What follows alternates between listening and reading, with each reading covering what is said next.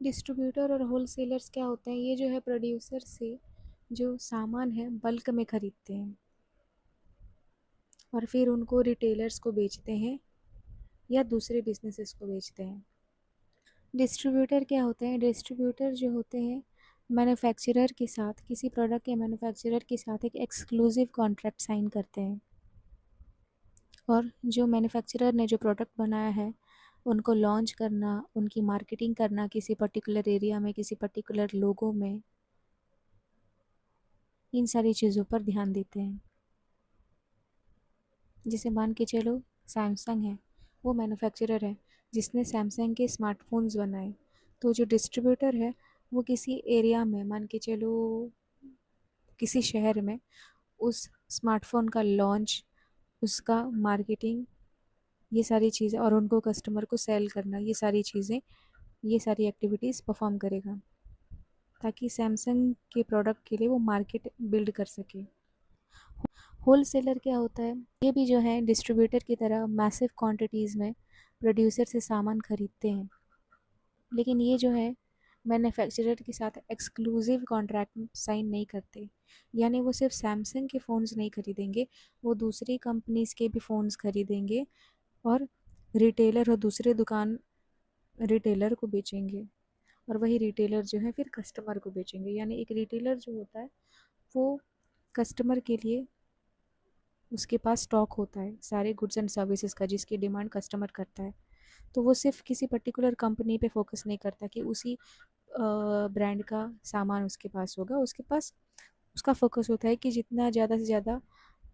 सामान गुड्स उसके पास हो ताकि कस्टमर जो है उसके पास आए और ख़रीदे,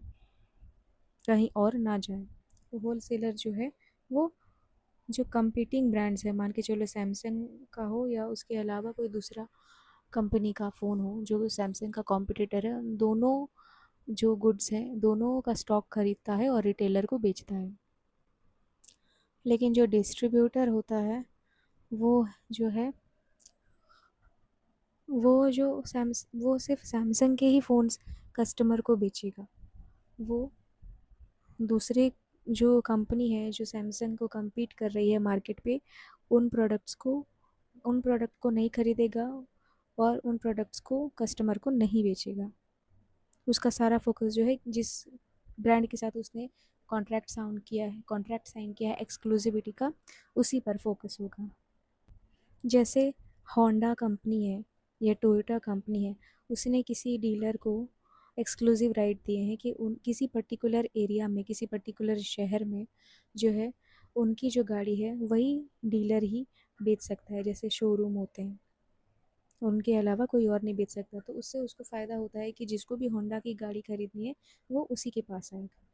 किसी और के पास नहीं।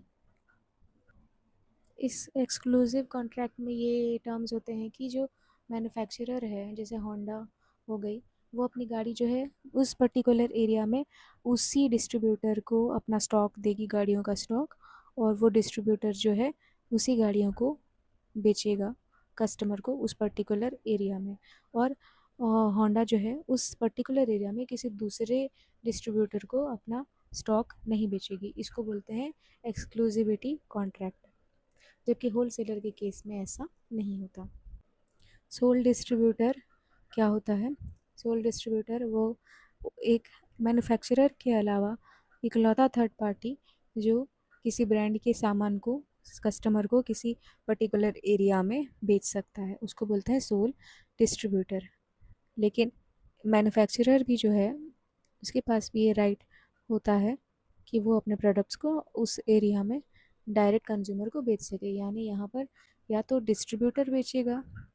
या तो डायरेक्ट मैन्युफैक्चरर बेचेगा, उसके अलावा कोई और नहीं। जबकि होलसेलर जो है किसी एक पर्टिकुलर कंपनी से, ब्रांड से सामान नहीं खरीदता। मान के चलो एक जो होलसेलर है फुटवेयर का बिजनेस करता है, तो वो जो है नाइकी का भी फुटवेयर खरीदेगा, एडिडास का भी खरीदेगा, पूमा का भी खरीदेगा और ये सारे जो हैं स्टॉक हैं रिटेलर्स को बेचेगा। लेकिन डिस्ट्रीब्यूटर जो है वो अगर नाइकी का डिस्ट्रीब्यूटर है तो वो सिर्फ नाइकी का ही